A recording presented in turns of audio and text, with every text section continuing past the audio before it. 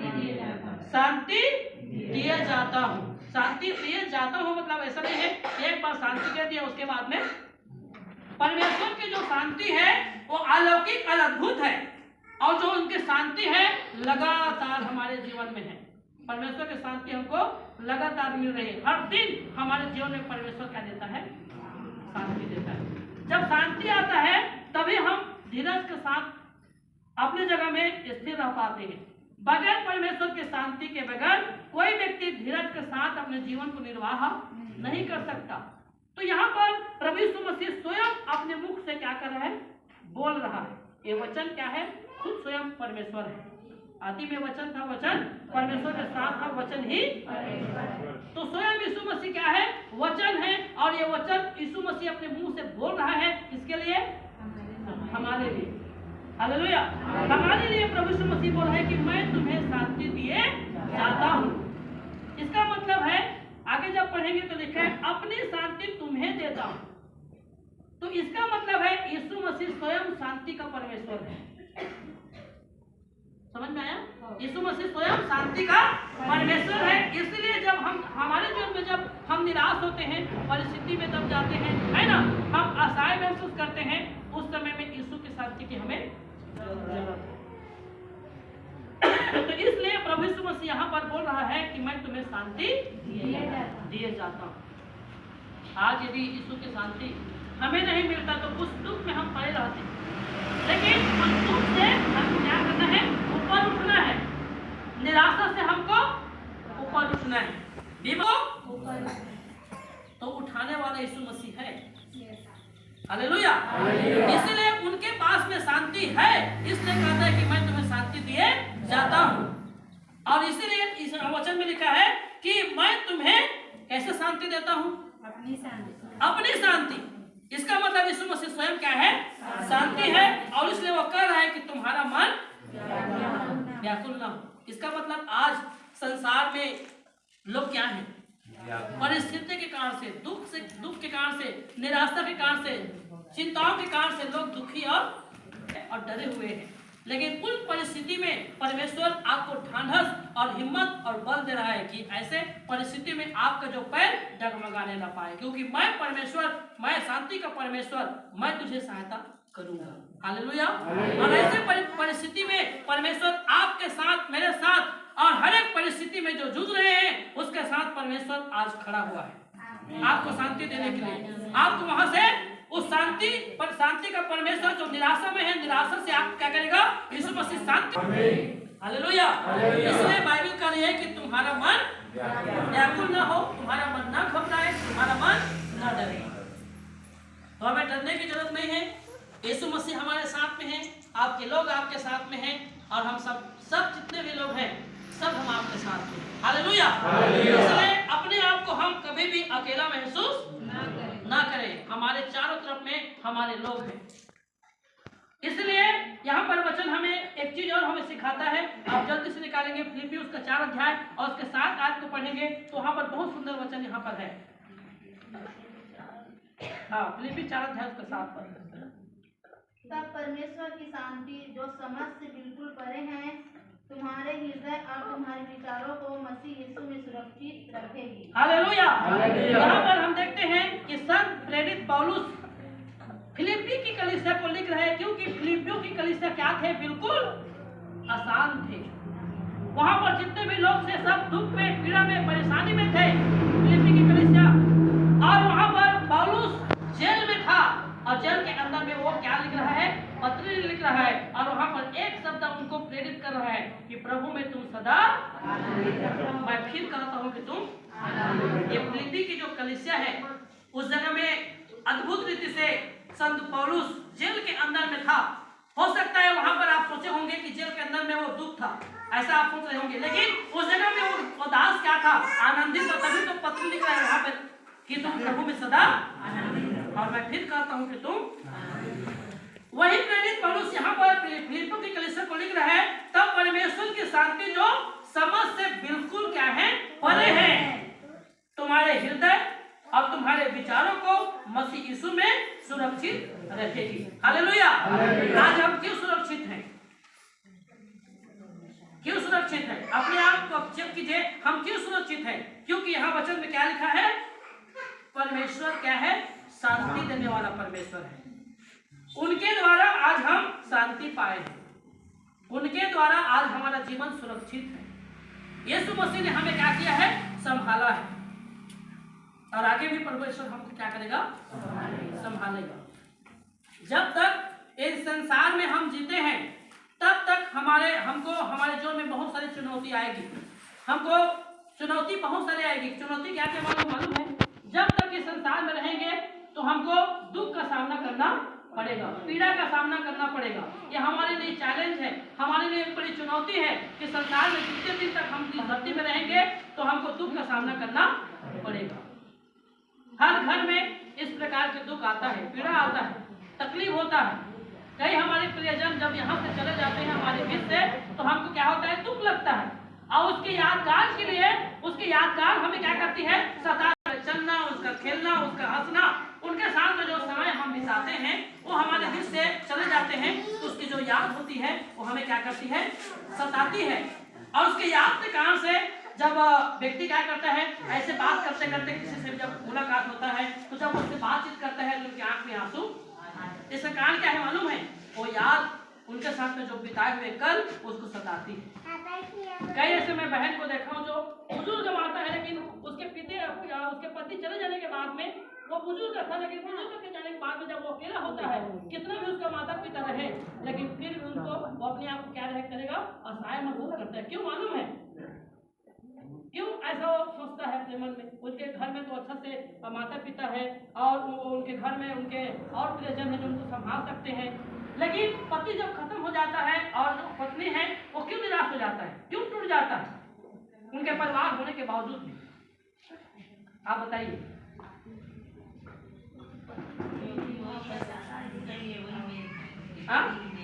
पति में इसीलिए ना, जब पति गुजर जाता है और जब बहन अकेली हो जाती है तो घबराती है, दुनिया के भी डर से लोग कई प्रकार से हमें आंचल लगाती है, कई प्रकार से दुनिया के लोग हमें बात करते हैं, वो अपने जीवन में अकेली महसूस करती है।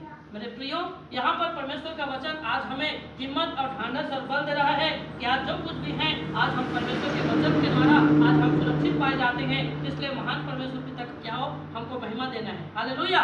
मेरे साथ और वचन को निकालेंगे, यूहन्ना रचित सुसमाचार उसका 16 अध्याय उसके 33 आयत को हम लोग पढ़ेंगे।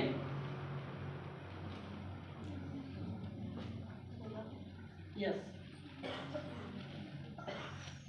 जिसको मिल गए हम मैं ये बातें तुमसे इसलिए कही है कि तुम्हें मुझ में शांति मिले। संसार में तुम्हें कलेश होता है, परंतु ढाढ़ बांधो, मैंने संसार को जीत लिया है। आमीन, हालेलुया। यहाँ पर भी प्रभु यीशु मसीह स्वयं क्या कर रहे हैं अपने मुख से, मैंने ये बातें तुमसे इसलिए कही है कि तुम्हें मुझ में शांति मिले। संसार में तुम्हें क्लेश होता है, परंतु ढांढस बांधो, मैंने संसार को जीत लिया। संसार को जीतने मतलब, संसार को जीतने मतलब आप क्या समझ रहे हैं?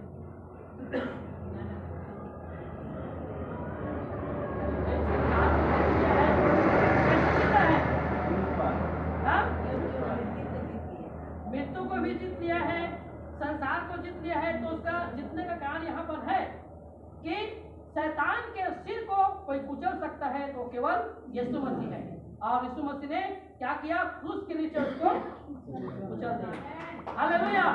इसलिए आज हम जिंदगी जी रहे हैं।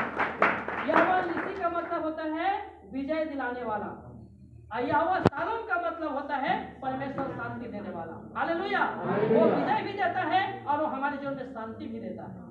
आमीन, हालेलुया। विजय देने वाला परमेश्वर कहता है तुम्हें निराश नहीं होना है, हताश नहीं होना है, तुमको डरना नहीं है, क्योंकि मैं शैतान को हरा दिया हूँ, संसार को जीत लिया हूँ।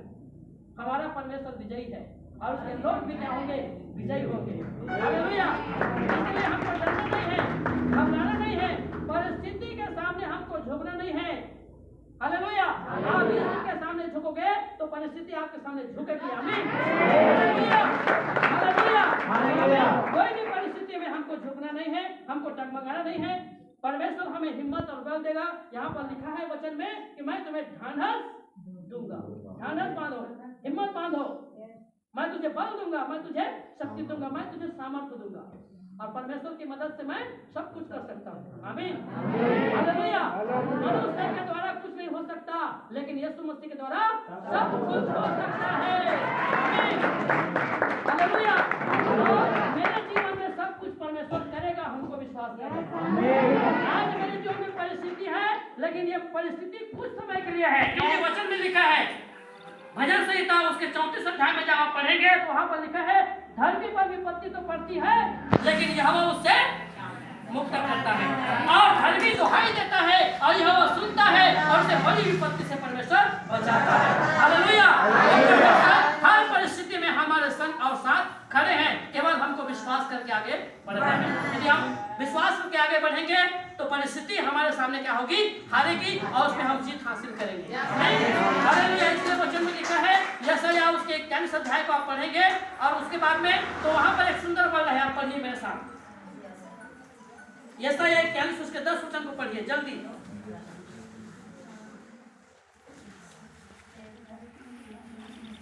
जिसको मिल गया पढ़िए। मत डर, मत डर, मैं तेरे संग हूँ। हाँ, इधर उधर मत ताक, हाँ। क्योंकि मैं तेरा परमेश्वर हूँ। यस, मैं तुझे दृढ़ करूँगा हाँ। और तेरी सहायता करूँगा। अपने धर्म में दाहिने हाथ से मैं तुझे संभाले रहूँगा। आमीन, हालेलुया। यशायाह 41 के 10 में कहता है, 365 दिन में एक वचन हर दिन हमारे लिए आता है, मत डर। Hallelujah, hallelujah. यीशु मसीह कहता है कि मत डर बेटी, मत डर बेटा, मत डर, क्योंकि मैं तेरे संग हूँ। हमारा जिंदा खुदा हमारे साथ में है, तो हम किसको डरें। हालेलुया। वचन कहता है आपको ढांढस और हम हिम्मत और बल दे रहा है कि मत डर। चाहे कोई भी परिस्थिति हो, परिस्थिति में हमको डरना नहीं, न झुकना नहीं है। यहाँ पर वचन कहता है मत डर, क्योंकि मैं तेरे संग हूँ। इधर उधर मत ताक का मतलब क्या है? कई बार जब हमारे जीवन में विपत्ति आता है, परेशानी आता है, तो हम लोग यीशु मसीह को किनारे करके उधर ताकते हैं, उधर जाते हैं। आपको मैं ज्यादा बोलूंगा नहीं, आप समझ सकते हैं। हाँ? इधर मत ताक ना, उधर मत ताक, सीधा हमारा लाइन क्लियर है। हालेलुया। ताकना है तो सिद्ध करने वाले यीशु की ओर ताकें, जो स्वर्ग में विराजमान है। और वही परमेश्वर कहता है कि सत्य ही मानव का आभूषण है और सत्य ही ईश्वर है। हालेलुया। मार्ग और सत्य और जीवन मैं ही हूँ, बिना मेरे द्वारा कोई पिता के पास नहीं जा सकता। वो जीवन देने वाला परमेश्वर है। हालेलुया। कुछ समय के लिए बाबूजी यहाँ से अलग है, कुछ समय के लिए मान के चलिए वो नींद में है, वो सोया हुआ है, लेकिन यीशु मसीह जब दोबारा आएगा तो मुर्दे क्या होंगे, जिंदा हो जाएंगे। हालेलुया। मिलेंगे, उससे बात करेंगे। वचन में लिखा है, की किताब भी पढ़ेंगे 4 अध्याय में, तो पूरा लिखा है जब यीशु मसीह आएगा तो स्वर्गदूतों के साथ ललकार के साथ आएगा, और मुर्दे हैं वो क्या हो जाएंगे, जीवित हैं, और जो जिंदा है वो बादलों में उठा लिए जाएंगे। घबराना नहीं है, हमको डरना नहीं है, क्योंकि परिस्थिति हमारे सामने झुकेगी, क्योंकि यीशु मसीह बहुत जल्द आने वाला है जाने के लिए। आमीन। अपने विश्वास को मजबूत कीजिए, दृढ़ कीजिए, हर परिस्थिति में अपने विश्वास को बनाए रखिए। इसलिए वचन कहता है मत डर, क्योंकि मैं तेरे संग हूँ, इधर उधर मत ताक, क्योंकि मैं तेरा यहोवा परमेश्वर हूँ। हालेलुया। मैं तेरा यहोवा परमेश्वर हूँ। और आगे यहाँ पर लिखा हुआ है मैं तेरी सहायता करूंगा। हर परिस्थिति में परमेश्वर आपकी सहायता के लिए तैयार है, लेकिन आप तैयार है कि नहीं, आप उसके हाथ को थामने के लिए तैयार है कि नहीं। परमेश्वर आपके हाथ को बिल्कुल थामा हुआ है। इसलिए वचन कहता है एक दूध पिए बच्चे को माँ भूल सकती है, लेकिन मैं तुझको कभी नहीं भूलूंगा, ना मैं तुझको कभी। हर परिस्थिति में जिस प्रकार से माँ अपने बच्चे की ख्याल करती है, उससे बढ़कर हमारा पिता हमारी ख्याल करता है। जब आप अपने बच्चे को भूल नहीं सकते, उसके जरूरत को आप पूरा करने के लिए क्या कुछ नहीं करते, तो क्या हमारी आवश्यकताओं को पूरा करने के लिए हमारा स्वर्गीय पिता हमारे आवश्यकता को पूरा नहीं करेगा? मैं तुम्हारे मानने से पहले मैं जानता हूँ कि हमारी क्या आवश्यकता है। हालेलुया। वो हमारे हर एक परिस्थिति में परमेश्वर हमारे साथ में खड़ा है, इसलिए हमको चिंता नहीं करना है, हमको घबराना नहीं है। जल्दी से निकालेंगे रोमियो उसका 15 अध्याय और उसका 13 आयत।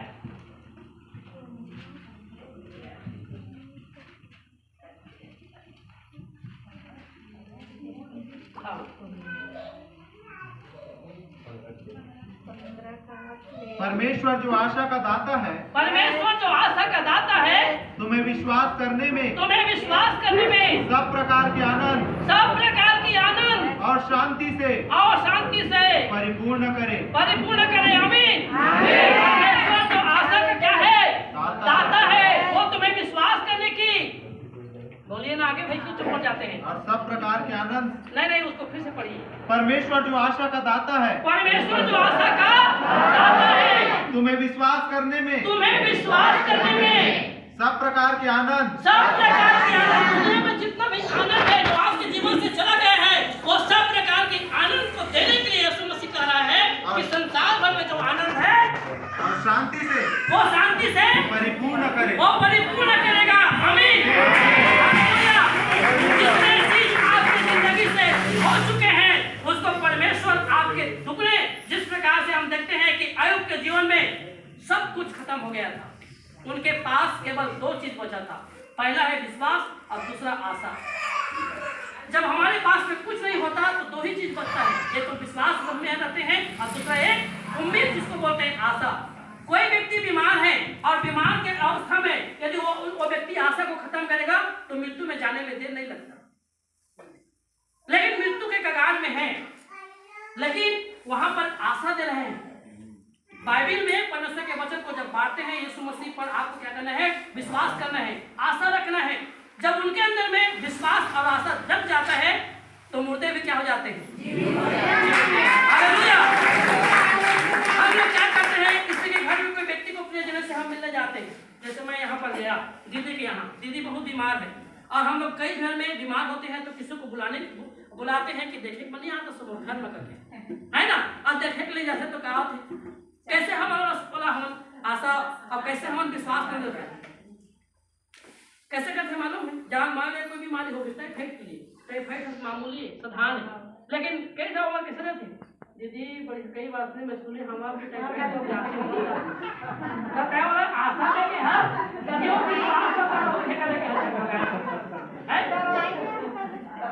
एक जिंदा गवाही आप बता हमारे माल खाओ और तुम जाता है तुम्हें विश्वास करने में सब प्रकार के आनंद और शांति से परिपूर्ण कि पवित्र आत्मा की सामर्थ्य से तुम्हारी आशा बढ़ती जाए। यदि तुम्हारे जीवन में आशा खत्म हो चुकी है तो परमेश्वर का वचन आज आपको क्या कर रहा है, आशा दे रहा है। तो आशा को थाम लीजिए। यदि आप आशा को थाम रहे हैं तो आपकी आयु बढ़ने वाली है। हालेलुया। है ना, 2 वचन लास्ट मेरे पास बचा है, फिर उसके बाद हम समापन करेंगे, क्योंकि 2:30 बज गए, क्योंकि इधर भी स्पीड पड़ रहा है और उधर में जाने का भी स्पीड पड़ेगा। हाँ, लेकिन बीपी पर स्पीड नहीं हो रहा है, ठीक है, और नॉर्मल है। तो देखिए हम लोग यहाँ पर एक वचन हम निकालेंगे, भजन संहिता 29 अध्याय और उसका 11 पद।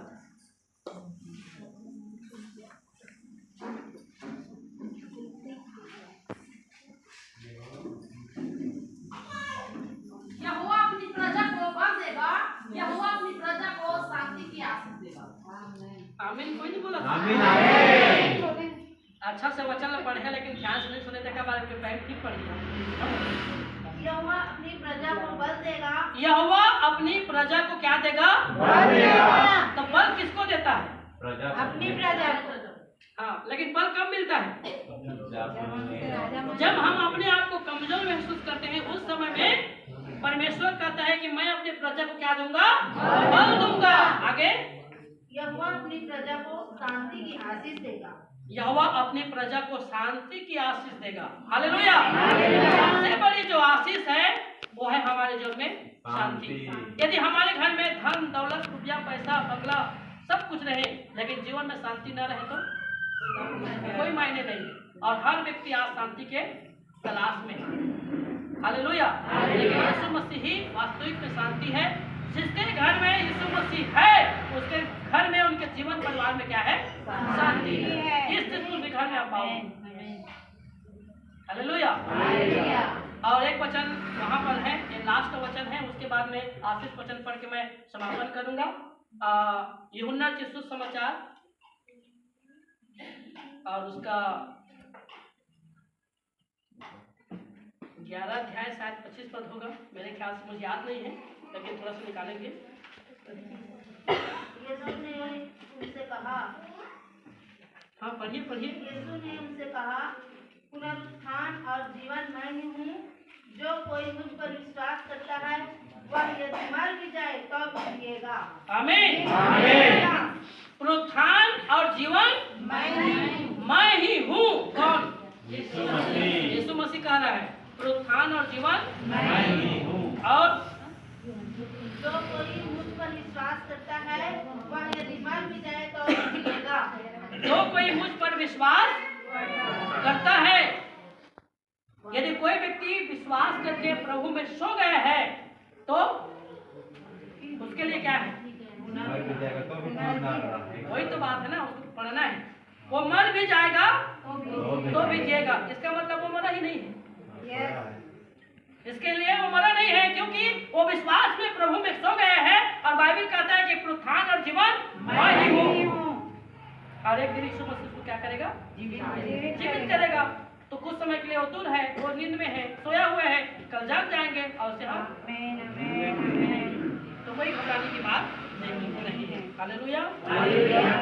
एक लास्ट वचन पढ़ेंगे और वो है दूसरा थिस्सलुनीकियों 3 अध्याय उसके 16 आयत को पढ़ेंगे।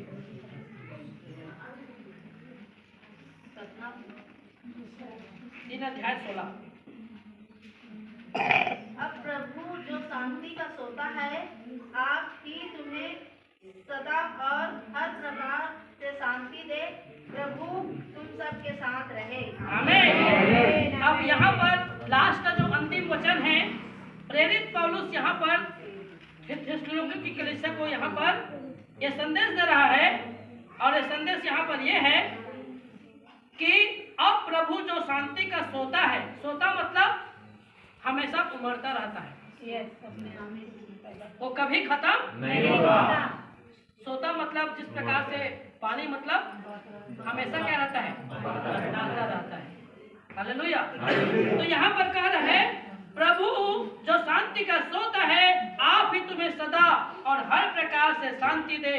प्रभु तुम सबके साथ रहे। हालेलुया। प्रभु सबके साथ रहे, डॉक्टर भैया के परिवार के साथ रहे और जितने उपस्थित विश्वासी भाई बहन हैं उन सब के साथ परमेश्वर रहे। ये हमारी